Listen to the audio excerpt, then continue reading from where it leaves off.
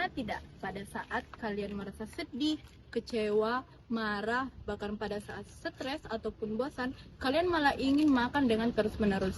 Kalian ingin makan makanan yang manis, makan makanan yang pedas, makan makanan yang minyaknya berlebih, atau bahkan makan cemilan dengan porsi yang sangat besar.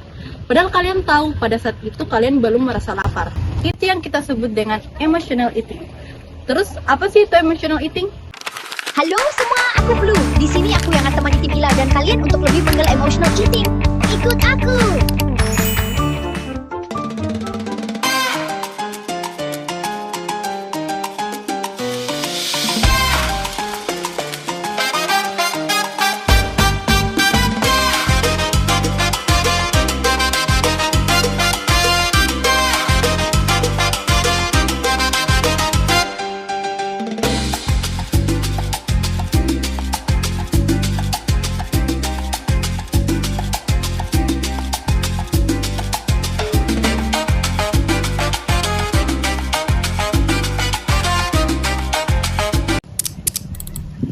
Emotional eating adalah kebiasaan makan yang muncul karena adanya dorongan emosi, bukan karena tubuh benar-benar membutuhkan makanan. Saat seseorang mengalami masalah tertentu, otak mereka akan mencari cara untuk merasa nyaman. Biasanya akan mengonsumsi makanan yang tinggi gula, garam, dan lemak. Contohnya seperti es krim, coklat, mie instan, gorengan, dan bahkan snack. Terus bagaimana sih perbedaan antara lapar fisik dan lapar emosional? Lapar fisik dan lapar emosional ternyata berbeda. Lapar fisik akan datang secara perlahan, akan tetapi lapar emosional akan datang secara tiba-tiba. Dan poin paling penting di sini adalah bisa kenyang setelah makan secukupnya. Jika tanda-tanda di atas semua terbalik, berarti kamu hanya lapar emosional, bukan lapar untuk kebutuhan.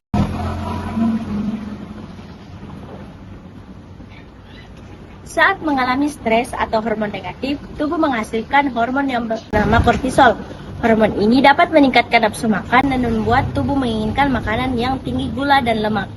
Akibatnya, seseorang merasa lebih tenang setelah ia makan, sehingga ia ingin makan lagi saat emosi muncul. Saat stres, tubuh dapat menghasilkan hormon kortisol yang dapat meningkatkan rasa lapar. Selain itu, makanan manis dapat menyebabkan memicu pelepasan dopamin ke otak, yaitu hormon yang dapat menyebabkan rasa senang sementara. Karena itu, seseorang bisa merasa lebih tenang setelah makan, meskipun masalah sebenarnya belum terselesaikan. Kira-kira apa aja ya faktor emotional eating? Yang pertama, ada faktor stres. Saat tekanan dari sekolah, misal tugas yang menumpuk, atau juga pada masalah pekerjaan, atau juga masalah pribadi, dapat memicu seseorang merasa ingin makan secara berlebihan. Yang kedua, ada saat kita merasa sedih ataupun kecewa. Lonjakan emosional yang sering terjadi seringkali dialihkan ke makanan. Guna memperbaiki suasana hati dengan keyakinan, makanan bisa memperbaiki mood. Yang ketiga, ada rasa bosan ataupun kesepian. Sebagian orang makan hanya untuk mengisi waktu kosong yang dimilikinya. Yang selanjutnya ada kebiasaan sejak kecil. Saat kecil, ketika kita menangis, bukannya ditenangin, tapi malah diberi makanan manis. Contohnya, permen, coklat, bahkan es krim. Inilah yang menjadi kebiasaan kita sampai dengan sekarang. Dan yang terakhir, ada pengaruh media sosial. Melihat konten makanan dengan terus-menerus juga bisa memicu keinginan untuk makan loh. Jadi hati-hati ya.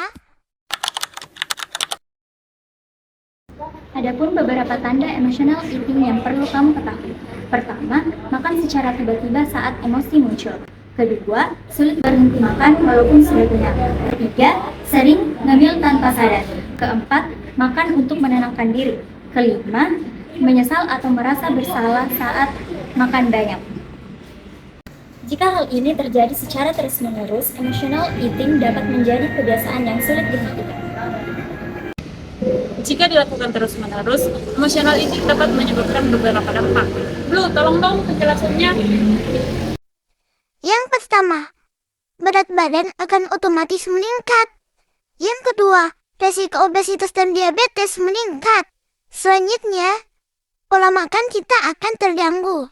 Tubuh akan mudah lelah, sulit mengontrol diri terhadap makanan yang dilihat, Dan ini juga akan menurunkan rasa percaya diri pada seseorang.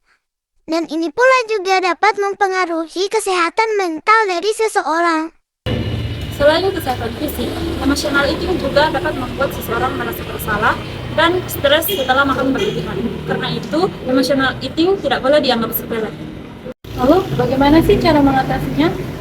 Ada beberapa cara. Yang pertama, kenali emosi pada diri sendiri. Cobalah untuk bertanya pada diri sendiri. Apakah aku benar-benar lapar atau ini hanya sugesti sih dari sedih dan stres? Yang kedua, atur pola tidur. Kurang tidur juga dapat membuat hormon lapar meningkat toh, sehingga seseorang lebih mudah makan berlebihan. Jadi atur pola tidurnya ya. Yang ketiga, cari kegiatan pengganti lainnya. Alihkan perhatian misalnya dengan olahraga ringan dan mendengarkan musik, baca buku, atau apapun yang Anda hobi. Yang selanjutnya, curhat kepada orang yang terpercaya. Berbicara dengan teman atau keluarga terdekat, ataupun guru BK juga dapat membantu mengurangi tekanan emosional. Jadi boleh dicoba ya. Lalu, atur pola makan. Jangan melewatkan sarapan ataupun waktu makan tertentu, karena tubuh yang terlalu lapar lebih mudah untuk makan berlebih. Kurangi bermain HP pada saat makan.